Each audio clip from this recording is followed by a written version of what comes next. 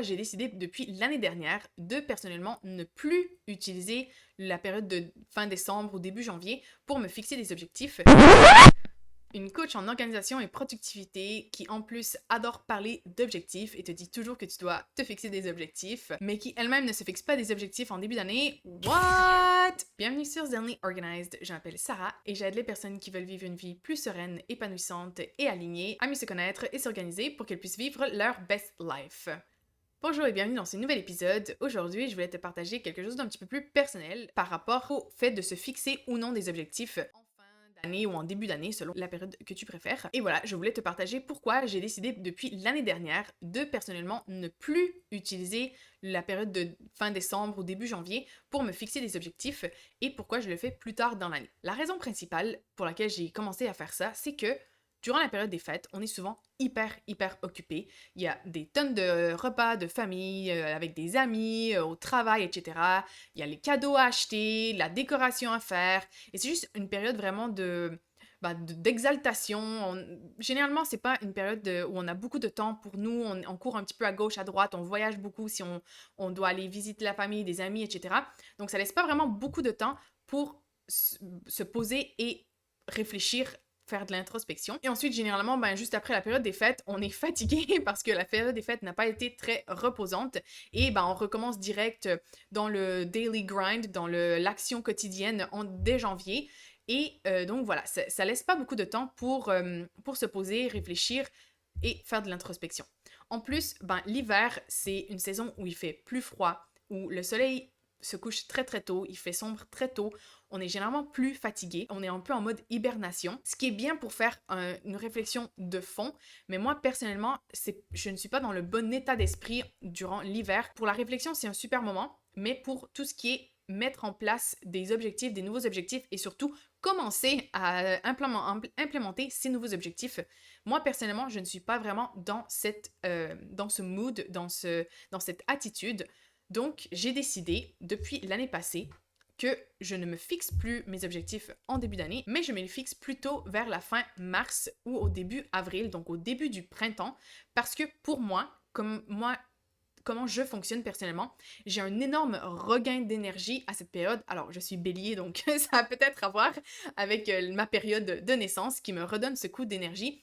Mais voilà, moi personnellement, ça fait des années que j'ai noté que mars et avril, j'ai un gros regain d'énergie après la période hivernale où je suis beaucoup plus dans le repos, l'introspection. J'ai généralement, mes objectifs dans ces mois-là, généralement, ils prennent un petit peu la porte. J'ai beaucoup moins d'énergie pour me concentrer, pour accomplir beaucoup de choses, alors qu'au printemps, j'ai vraiment ce regain d'énergie. Donc voilà, l'année passée, je me suis dit, pourquoi est-ce que je me force à me fixer des objectifs début janvier, parce que tout le monde se fixe des objectifs au début janvier, alors que pour moi, ce n'est pas le bon moment pour le faire. Je ne me sens pas alignée avec ce moment pour le faire. Parce que, voilà, comme je dis toujours, de toute façon, il n'y a pas de bon ou de mauvais moment pour se fixer des objectifs. On peut se fixer des objectifs n'importe quand on le veut.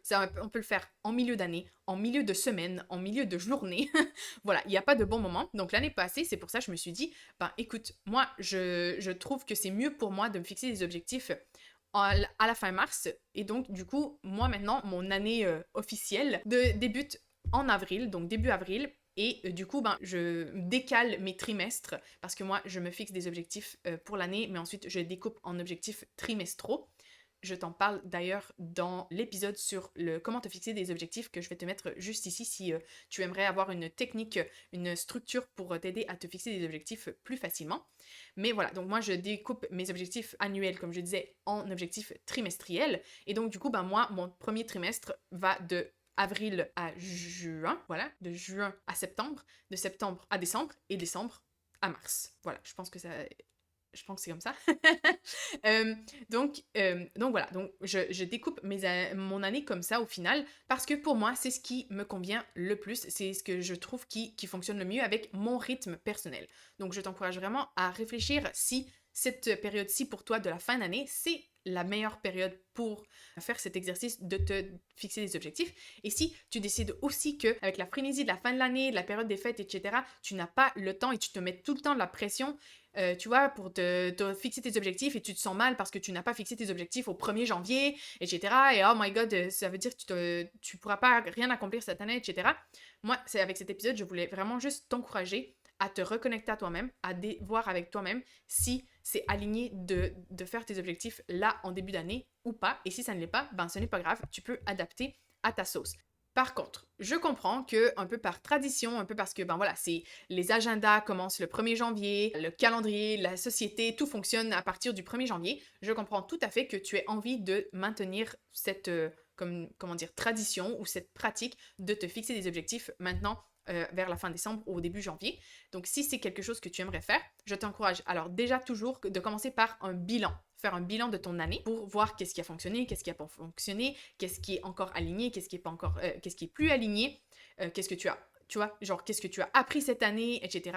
D'ailleurs, si tu as envie, j'ai un workbook avec des questions pour t'aider à faire ton bilan annuel. Donc si tu as envie d'avoir un peu un guide pour ça, je vais te mettre le lien dans la description de l'épisode.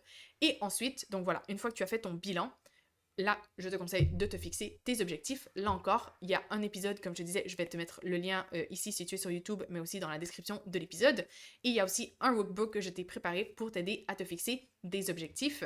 Donc voilà, pas à pas, comme ça, tu vas avoir toute la méthode pour déterminer tes objectifs et surtout faire en sorte de travailler à leur accomplissement parce que tu vas voir que la plupart des étapes, en fait, une fois que tu as fixé tes objectifs, le reste des étapes de ma méthode ben, en fait, t'encourage à mettre en place des actions qui vont te permettre de travailler quotidiennement et régulièrement sur tes objectifs. Donc voilà, tout ça, ça va être dans la description de l'épisode. Et aussi, si tu décides de te fixer tes objectifs là au début de l'année, stay tuned pour le prochain épisode parce que dans le prochain épisode, je vais te partager comment te fixer des objectifs selon ton Human Design. Parce qu'il y a différentes choses à observer dans ton Human Design et selon ça, selon comment est ton Human Design, eh bien, il va y avoir des méthodes plus efficaces que d'autres pour te fixer des objectifs. Donc, ce sera le prochain épisode. J'espère qu'il te plaira.